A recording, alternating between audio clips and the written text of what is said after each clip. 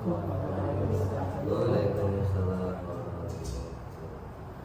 Jadi kami dari SMA Negeri Negeri Sungai Jakarta, tujuan kami di sini ingin bertanya kepada Pak Ustadz terkait ilmu alam. Nah, terus selanjutnya boleh izin kami perkenalkan diri beliau.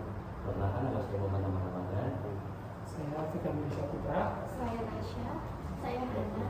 Saya Zahra. Saya Kewa. Tadi mungkin Pak Ustadz komunikasi selalu dia. Nama panjang saya Dedi Wahidi. Kalau gelar akademiknya SPDI. Keseharian saya mengajar di sekolah di bawah naungan Ponpes Katolik yang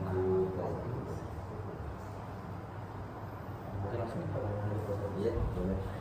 Jadi pertanyaan pertama, bagaimana sudut pandang Pak Ustadz tentang ilmu alam? Ilmu alam, ilmu yang mempelajari tentang ucapan, baik yang awalnya dari firman-firman Allah, juga masalah-masalah akidah, masalah-masalah firman Allah, ya. Kemudian akidah, dan juga segala sesuatu yang menjadi ketetapan Allah. Jadi ada hubungannya kepada Allah. Secara garis besar. Apalagi sebetulnya dulu. Nah, untuk pertanyaan kedua ini, jika kita ini beramal di pasar beramal dengan ikhlas tanpa mengharapkan imbalan gitu kepada manusia, tapi kita ini kayak mengharapkan imbalan yang lebih besar kepada Allah, itu maksudnya gimana ya? Apakah itu termasuk ikhlas juga atau gimana Ustaz? Yang dikatakan ikhlas itu kan memang beramal karena Allah, mengharap balasan dari Allah. Adapun balasan yang lebih baik, memang Allah sebaik-baiknya pemberi balasan. Jadi seorang hamba yang beramal tujuannya karena Allah, lalu dibalas oleh Allah dengan kebaikan yang lebih baik dari yang dia lakukan, itu menjadi suatu cumanya. Tingkatan ikhlas itu kan beda-beda. Ada yang orang beramal ikhlas karena Allah, tapi Allahnya berupa surga, jadi harapannya mendapat surga Allah. Jadi itu termasuk ikhlas juga ya Ustaz? Secara fikih ikhlas, atau dia beramal tujuannya karena Allah, Allahnya itu neraka, maksudnya dia terhindar dari nerakanya Allah. Lanjut di pertanyaan ketiga Ustaz. Jadi jika ada seorang beramal baik karena kebiasaan, itu bukan karena niat mau ibadah nih Ustaz. Jadi dia punya kebiasaan itu beramal, tapi dia bukan ada niatan buat ibadah. Nah, apakah amalnya itu kayak misalnya dia sering kayak menyumbang gitu, bantuan gitu, tapi dia nggak ada niatan buat ibadah gitu, cuma karena kebiasaan. Apakah amal itu tetap bernilai di sisi Allah? Syaratnya dia harus muslim. Dia muslim itu. Dia muslim. Kalau muslim jadi. Oh jadi. Jadi Bernilai. walaupun dia nggak ada niatan tapi dia melakukan itu tetap dinilai. Cuma ibadahnya ibadah apa dulu? Ibadah pahala itu. Kalau ibadah seperti sholat, puasa, itu kan niat ya bagian dari kewajiban. Nah ibadah yang seperti itu nggak bisa. Ibadah yang mereka ibadah dia yang ingin amal untuk kebaikan. Berarti sosial. Iya sosial. Kalau sosial nggak pakai niat pun jadi. Nggak pakai niat pun jadi. Asalkan pindah tangan itu udah jadi. Karena ibadah itu ada dua, ada makhdhuf, ada ghair makhdhuf. Yang makhdhuf itu ibadah yang langsung kepada Allah. Kalau ghair makhdhuf nggak langsung. beribadah kepada Allah dengan mendirikan sholat, itu kita langsung nggak ada hubungannya sama orang.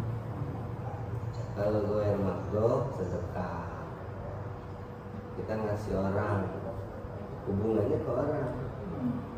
Tapi sedekah itu bagian dari perintah Allah. Jadi ada ibadah yang wajib disertainya, bukan cuma kebiasaan.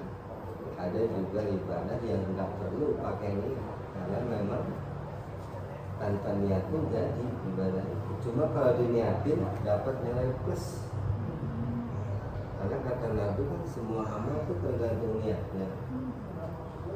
Bahkan dia nggak beramal pun cuma niat tak bernilai.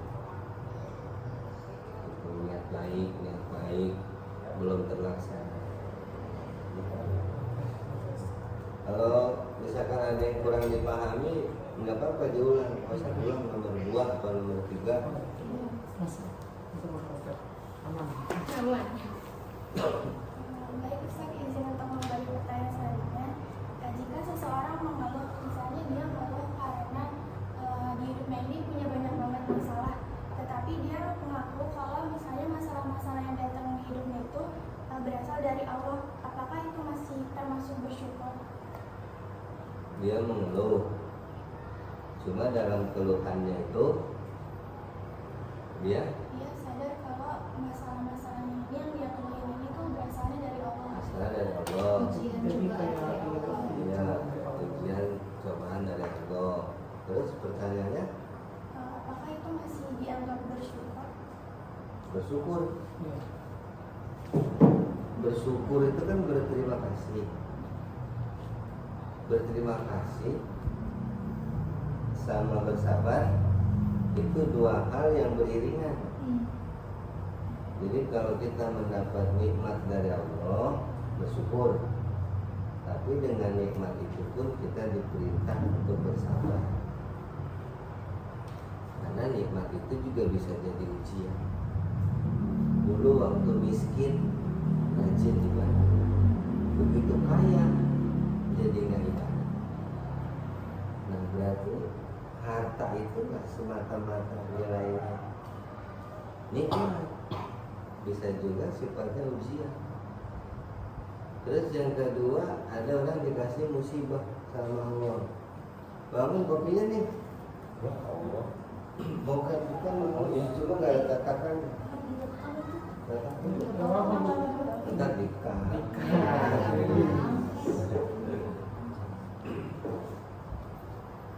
Kalau orang mendapat ujian dari Allah, dia harus bersabar, kan? Tapi di samping sabarnya dia juga harus bersyukur.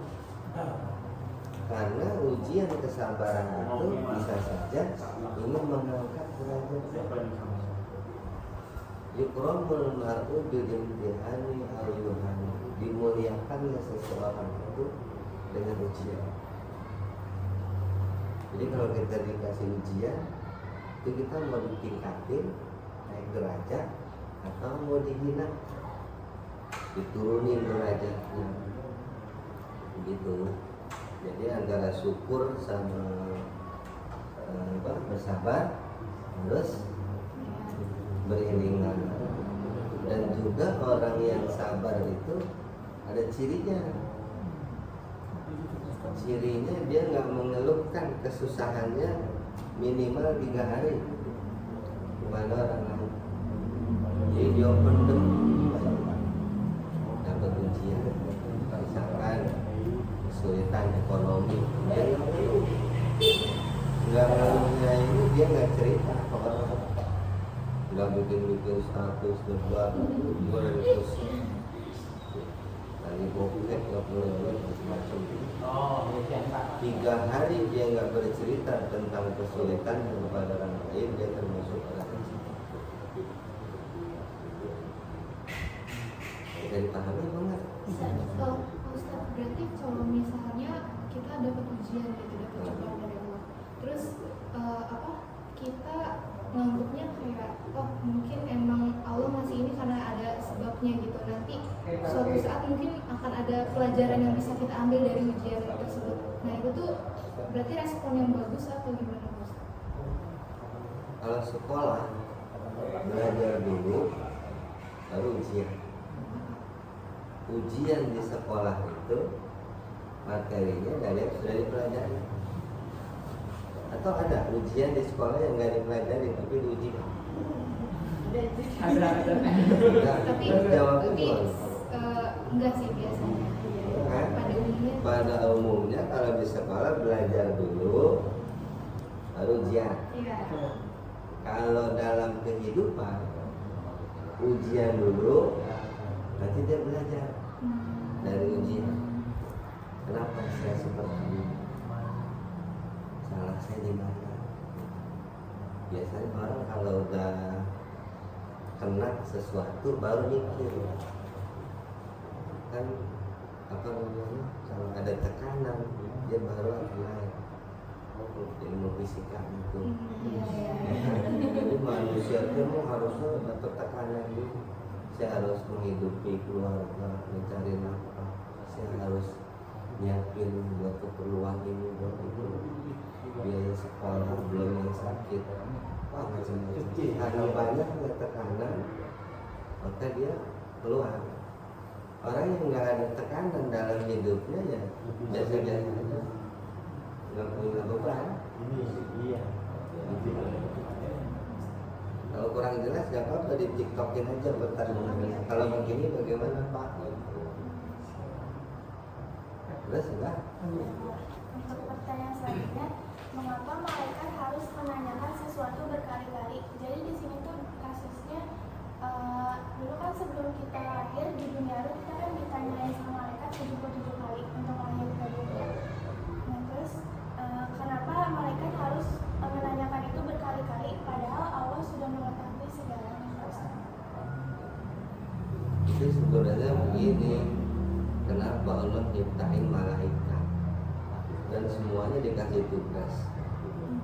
Yang nyabut nyawa ada tugasnya, yang ngasih rezeki ada tugasnya, yang mencatat amal baik, amal buruk, semua ada. Jadi malaikat diciptakan itu untuk membantu pekerjaan Allah. Walaupun Allah itu secara hakikatnya tahu tanpa bantuan malaikat Allah sendiri pun sanggup. Ya kan?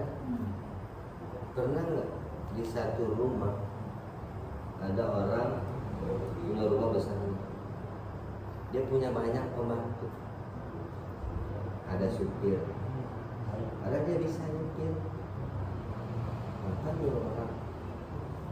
Terus yang bersih-bersih di rumah dia juga bisa bersih-bersih. Terus ada yang tukang kebun, dia juga bisa jadi tukang kebun. Kenapa orang kaya atau pengusaha atau presiden atau kepala pemerintah menunjuk beberapa staf untuk menjalankan misinya? Tujuannya Allah mau menunjukkan kekuasaan. Tujuannya. Padahal kan kalaupun ada orang kaya dia bisa nyupir tapi dia tetap pakai supir, itu kan dia mau menunjukkan kalau dia itu mampu. Ngapain saya capek-capek bawa mobil macet, kita suruh orang aja bayar, kita tinggal naik, nggak usah pakai ngurusin kebun, panggil orang aja kita bayar. Di situ manusia merasa bahwa dia punya kemampuan, punya kuasa untuk melakukan hal-hal begitu. Allah juga sama. Kenapa Allah mengutus para malaikat untuk melaksanakan tugas-tugasnya? Allah ingin menunjukkan kekuasaan.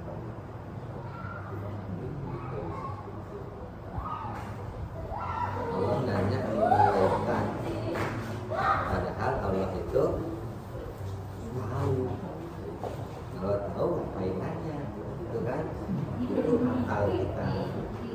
Sekarang kalau Pak Guru di sekolah kadang suka nanya, Kamu bilang bapak ngapain nanya, bapak kan udah tahu. Kira-kira kata Pak Guru, oh, nah,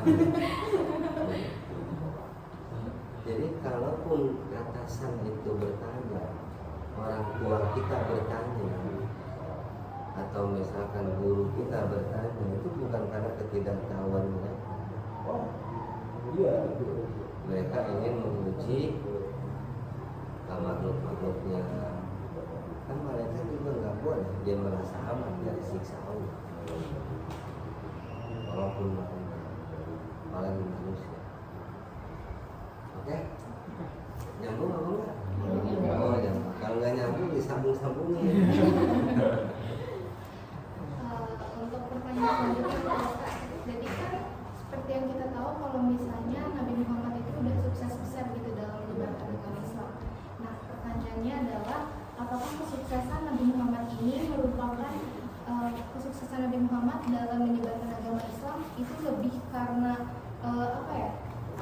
strategi yang Nabi jalankan atau malah karena pertolongan dari Allah? Kalau Allah mengutus Rasulnya, Allah pasti menjaganya dan menolongnya. Karena tidak ada satupun Nabi yang meninggalnya terbunuh. Kalau ada Nabi yang terbunuh, dia bukan Nabi.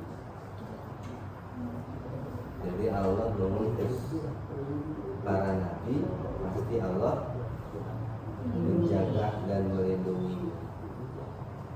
Kemudian strategi dakwah yang dipakai oleh Nabi Muhammad itu jangankan melakukan satu pekerjaan, berbicaranya aja itu bukan dari hawa nafsunya. Setiap ucapan yang keluar dari Nabi itu wahyu. Jadi Nabi selalu dituntun, dibimbing oleh Allah. Pernah dalam satu kesempatan Nabi nggak bicara seharian, dari pagi, siang, sore, Nabi diam aja, paling senyum-senyum. Kenapa? Nggak ada yang wahyu yang turun dari. Jadi semua yang diperbuat oleh Nabi itu sudah dituntun sampai ucapannya itu Nabi nggak berucap kecuali dari wahyu. Begitu juga dengan perbuatan, karena baik ucapan ataupun perbuatan Nabi itu nantinya menjadi hujah. Nabi kan begini, makanya kita begini. Nabi nggak boleh begini. Jadi semua ucapan dan perbuatan Nabi itu bisa menjadi hujah, dalil atau rujuk. Makanya nggak dari nafsunya, tapi bimbingan.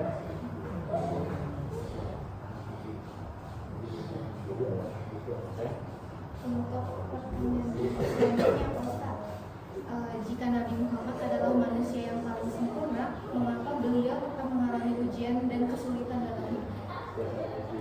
Nabi Muhammad itu manusia yang paling sempurna. Itu bagusnya nggak pakai jika. Memang fakta.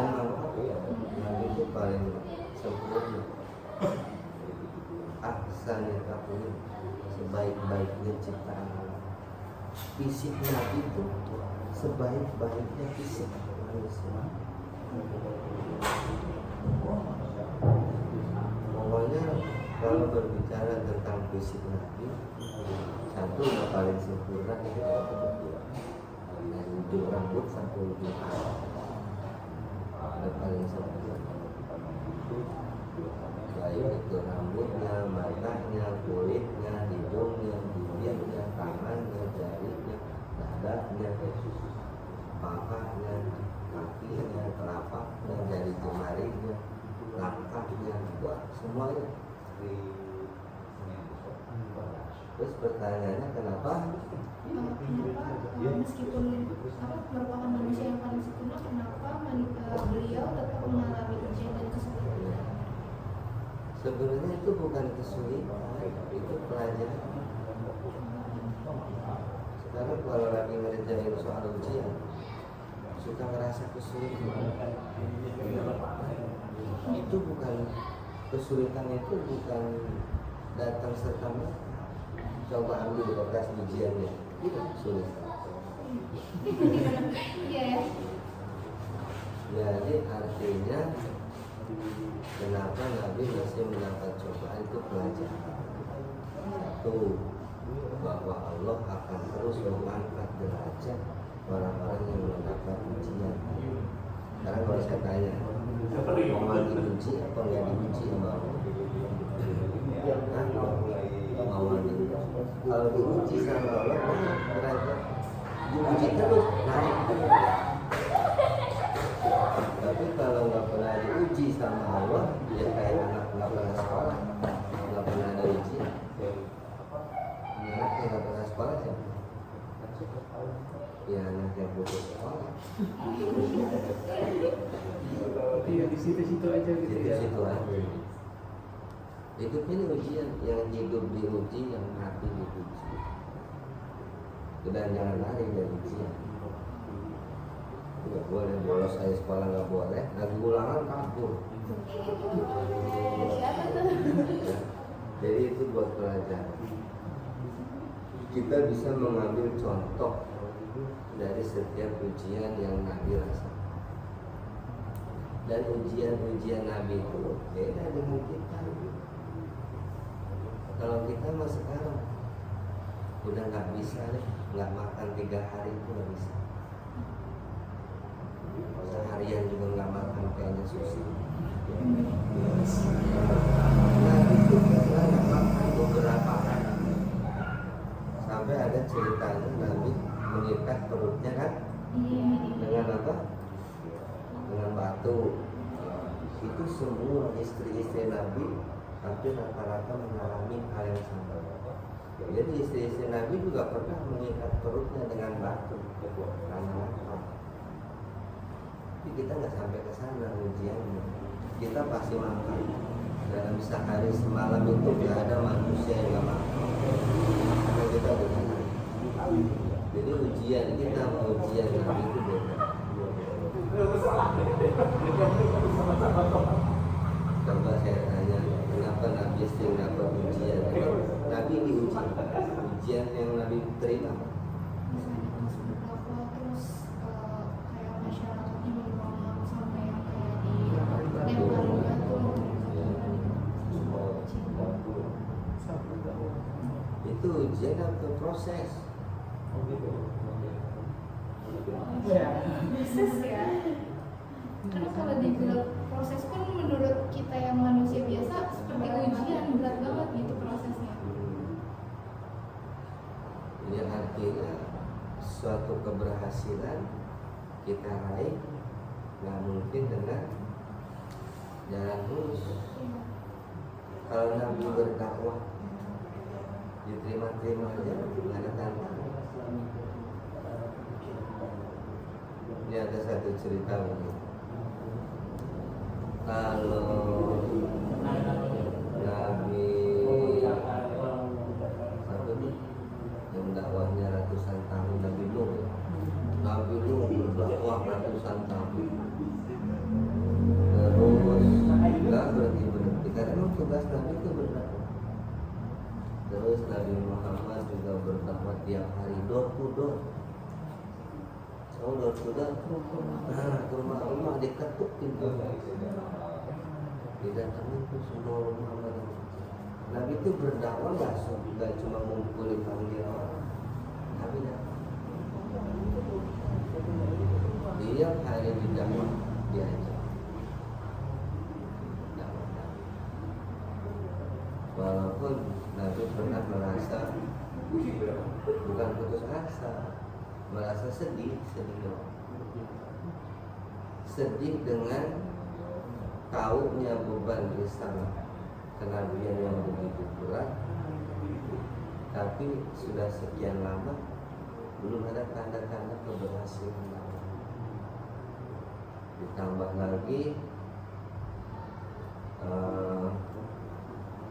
apakah dakwah ini akan berhasil atau tidak, semuanya diserahkan kepada Allah. Coba baca doanya Nabi ketika Nabi pulang dari Taif. Di situ perlu pesan. Yang dilempari batu kan pulang dari Taif kan.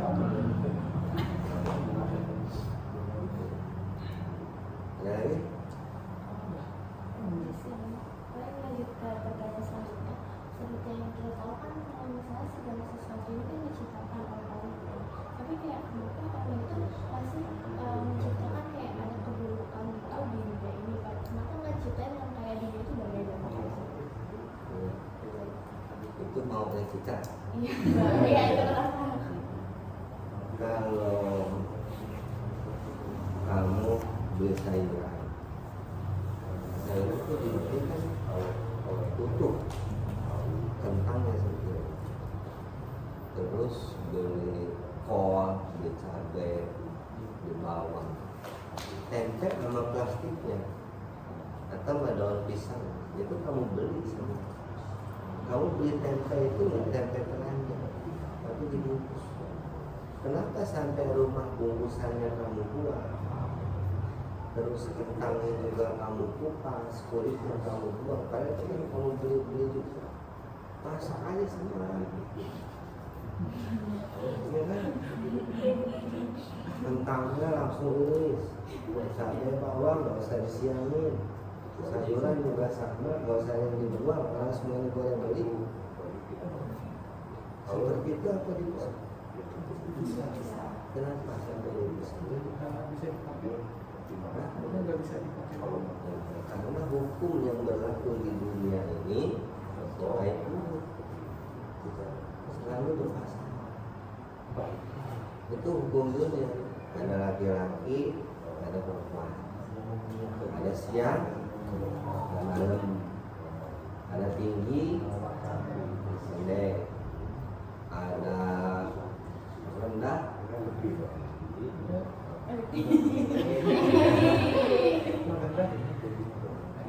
pendek panjang,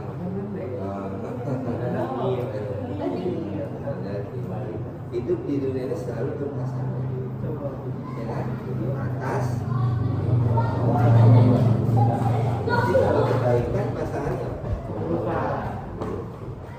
Kalau segala sesuatu itu berpasangan, kaki kanan berpasangan, pokoknya di dunia ini hukumnya itu berpasangan.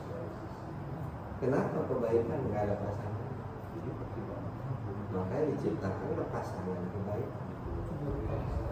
Buruk, ada kaya, ada miskin, ya kan? Kenapa orang nggak kaya semua? Biar kan orang miskin. Ada yang cakep, ada yang kurang cakep. Kenapa ada yang kurang cakep? Cakep aja semua. Biar jangan nggak usah pakai pilih-pilih. Kenapa ada yang pendek, ada yang tinggi, yang gemuk, yang kurus? Gemuk aja semua. Jadi hidup di dunia ini hukum yang berlakunya lalu berpasangan. Ya kan ayatnya juga jelas. Allah menciptakan siang dan malam. Bergantian. Jadi kenapa Allah menciptakan keburukan? Kebaikan semua. Biar bayaran pasangan. Dan baik buruk itu sebagai ujian. Jadi Lanjut ke pertanyaan selanjutnya. Kita tahu kalau alam semesta ini kan yang menciptakan Allah itu, tapi nanti di ujung di akhirnya itu kan ada hari kiamat. Jadi kenapa Allah menciptakan alam semesta tapi ujung-ujungnya dihancurin juga gitu? Jadi tujuan dari penciptaan Allah itu apa? yang dicipta Allah itu Semuanya, langit, bumi, yang kamu bilang bakal hancur tuh alam semestanya. alam semestanya. Kenapa bakal hancur gitu? Karena segala sesuatu selain Allah tuh nggak abadi. Kalau yang diciptakan kalau bisa abadi, ya pakai hancur. Berarti nanti ada yang menyamai Allah.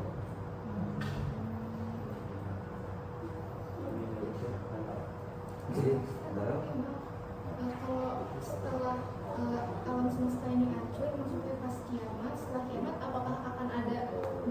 yang baru lagi Pak Ustadz. Karena Sebenarnya kadang ujungnya ini nggak baru, cuma diganti itu ceritanya panjang. Nanti next aja. Suminya diganti, bukan diganti sebenarnya namanya. Tanahnya juga nggak coklat lagi, putih. Kayak adonan roti. Pernah bikin roti nggak? Pernah. Bikin roti apa? Tanahnya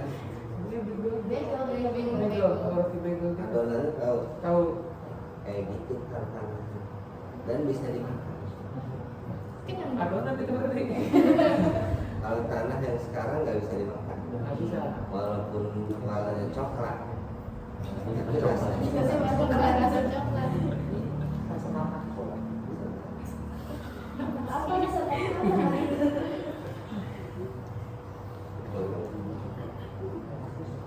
Lanjut. Buat pertanyaan terakhir Pak Ustadz, ya. jika Allah mengetahui apa yang akan terjadi pada seorang muslim, pada seorang hambanya, bagaimana takdir seorang muslim itu berjalan di bumi ini, kenapa Allah memberikan ujian atau cobaan pada orang tersebut, padahal Allah juga udah tahu ujungnya tuh gimana, kayak orangnya tuh mampu atau enggak. Orang ini pas melampaui ujiannya tuh bersusah-susah atau malah langsung putus asa. Pertanyaan apa? Jika Allah mengetahui apa yang akan terjadi pada hambanya, kenapa Itu Allah bukan pertanyaan, itu prolog pertanyaan. Nah, yang ujungnya. Ujungnya. Nah, Kenapa Allah memberikan ujian atau cobaan kepada hambanya sedangkan Allah sendiri tahu bagaimana hasilnya? Allah memberikan ujian, Udah tahu hasil akhirnya gimana udah tahu hasil akhirnya. akhirnya. Kalau yang diuji tahu nggak hasil akhirnya? Enggak. Jadi itu ujian buat hamba atau buat Allah? Hah? Buat hamba. Karena untuk mengukur kadar iman. Kalau iman yang ada di dalam hati kelihatan apa? Sekalipun dadanya dibelah, dicari iman sebelah mana? Ada nggak tulisannya? Ada kan? Kita bilang saya beriman, dalam hati saya beriman. Dibelah hatinya, nggak ada tulisan iman, nggak ada. Makanya kalau ada cowok udah bilang, pokoknya nama kamu tulis Dalam hati. itu berarti bohong. Kalau dibelah itu nggak ada. Nah, iman yang ada itu bisa diketahuinya dengan ujian. Sebenarnya itu pertanyaannya sama sih, cuma dibolak-balik doang. Sebenarnya Allah tuh tahu nggak sih ujung, misalnya Allah menciptakan manusia ini. Nah manusia ini tuh Allah tahu nggak ujung-ujungnya tuh dia bakal masuk surga atau neraka? Sekarang yang bisa menyebabkan orang masuk surga apa? Perbuatan manusia.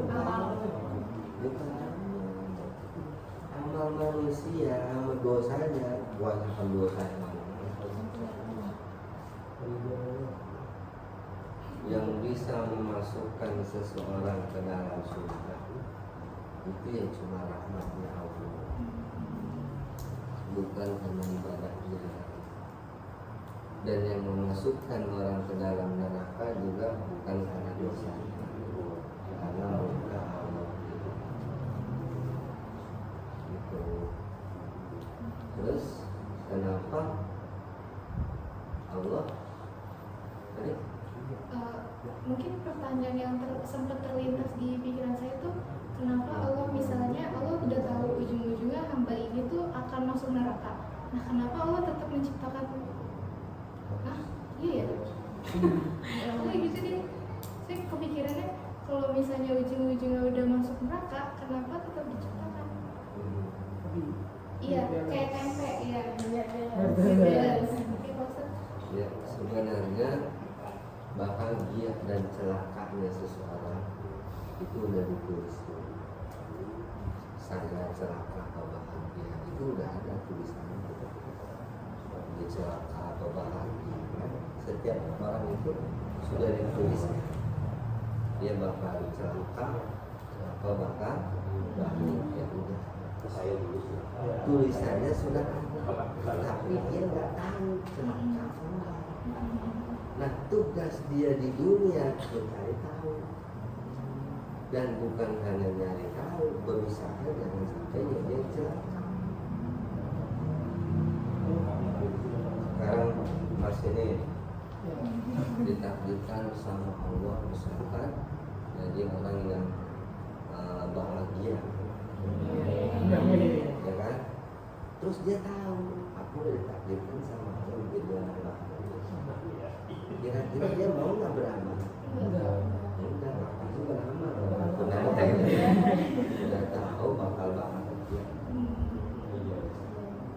Tapi kalau misalkan seseorang yang sudah ditetapkan celaka, dia tahu dia celaka, beramal dia.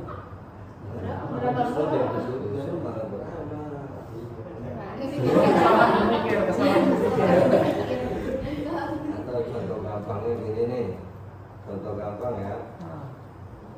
Mas, namanya siapa? Pikar. Pikar tahu nggak mau matinya apa? Nggak tahu. Nggak tahu.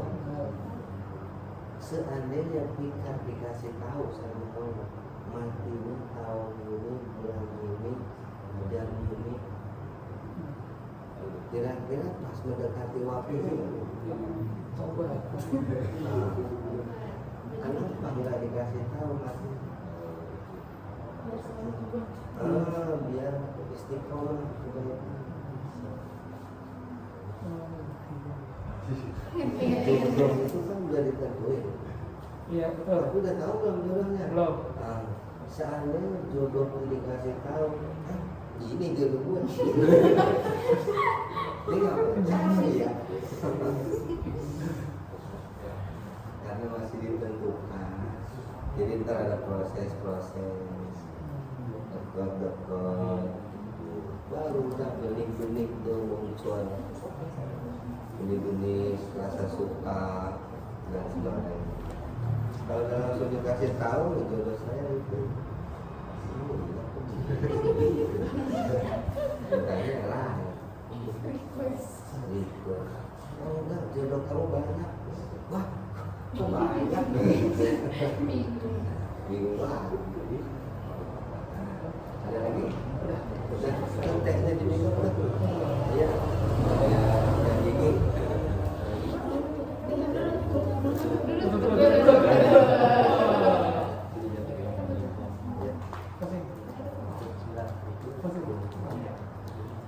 Makasih banget Ustaz udah jawab pertanyaan-pertanyaan yang kita kasih. Bermanfaat banget jawaban-jawabannya, kita jadi lebih ngerti mengenai ilmu kalam, terutama yang berkaitan sama kehidupan sehari-hari juga, ya kan?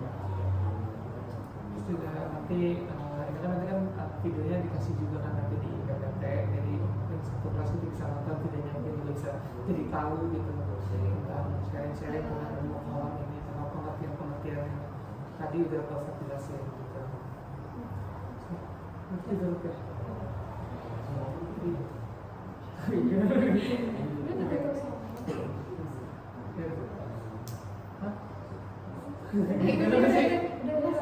ya. Wassalamualaikum warahmatullahi wabarakatuh. 40 menit.